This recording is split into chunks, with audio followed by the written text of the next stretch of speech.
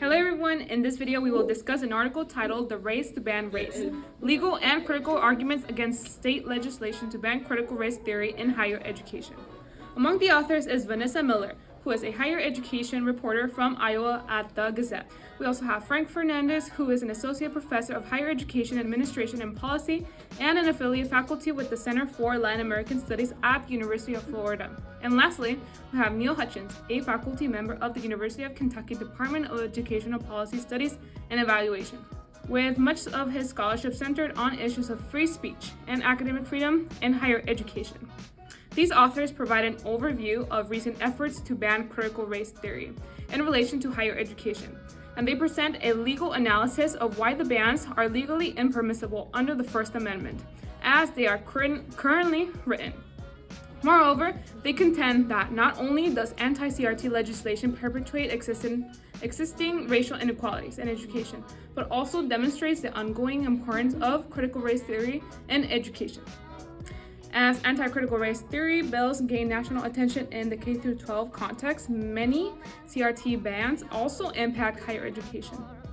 CRT as an academic framework that scholars use to examine the relationship between law and race, and more broadly seek to prohibit the teaching of ideas that include the premise that racism and sexism are pervasive in our society.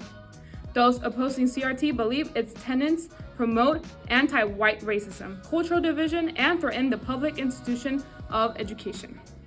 This article argues that the anti-CRT laws and policies in higher education mischaracterize the principles and purposes of CRT. Therefore, the bans are poor policy choices because they hinder the pursuit of equity and inclusion in higher education. As a matter of fact, the ongoing anti-CRT legislative movement resembles Donald Trump public attacks on CRT, anti-bias workplace training, and the Black Lives Matter movement following the months of global racial justice protests in response to the unfortunate murder of George Floyd. And as the widely publicized police violence shocked the country, coupled with the growing momentum of the Black Lives Matter movement, businesses started to implement anti-racism workplace policies, and schools began to implement racially inclusive curricula. This is not a surprise, as the 2020 signing of Executive Order 13950, combating race and sex stereotyping by President Trump, was influenced by a growing conservative movement against CRT. According to this executive order, workplace anti-racism training fosters offensive and anti-American racial and sexual stereotypes that distort our country's history and role in the world. This is consistent with the author's thesis, which indicates mischaracterization and misrepresentation of CRT. Furthermore, although this decision was reversed by President Joe Biden on his first day of office, which is pretty common for any president on his first day of office, it continued to drive a national conservative campaign to outlaw CRT. In other words, Trump caused a chain of effects that couldn't be reversed as easily as one may think. It will take a lot more than an executive order to undo the damage inflicted. Despite most of the current legislative bans on CRT, primarily focusing on curriculum and on elementary and secondary education, the wave has also impacted colleges. For instance, I found out that professors at the University of Florida, which I'm not surprised given Florida's political culture, who teach or engage in diverse conversation about race and ethnicity have become political targets and face job insecurity because of the nature of their work. And it doesn't end there. The anti-CRT laws have threatened academic freedom and challenged the very purpose of higher education.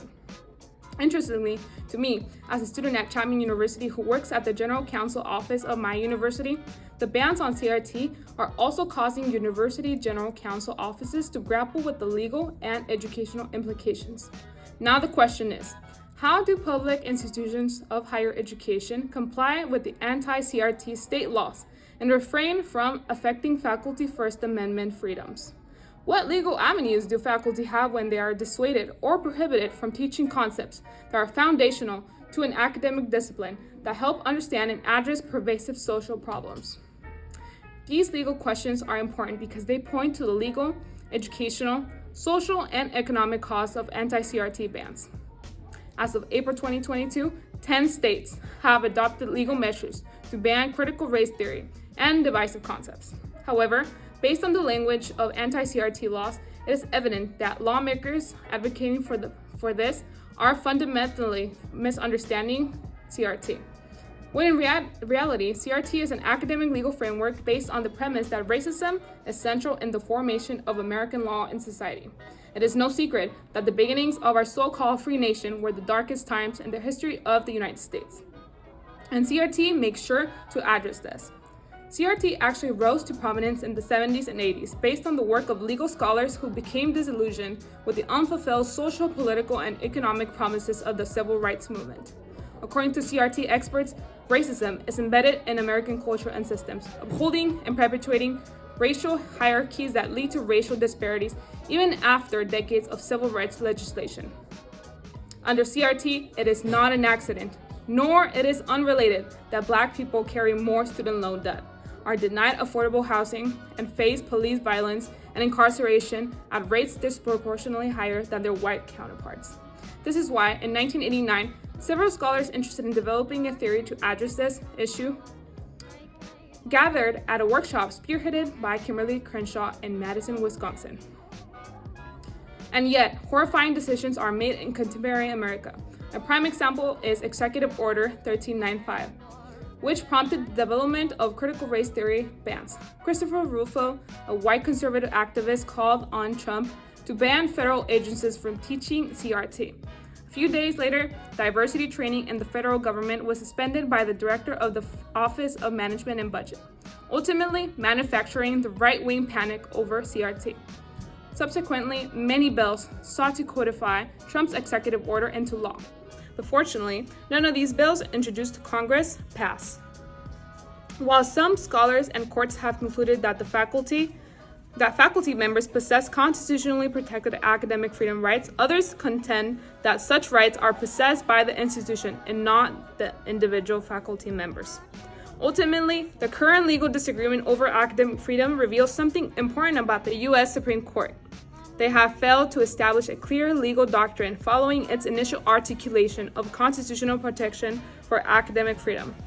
Notably, the Supreme Court has historically looked to academic freedom principles when it examined the legal permissibility of affirmative action and admissions to achieve the educational benefits of diversity.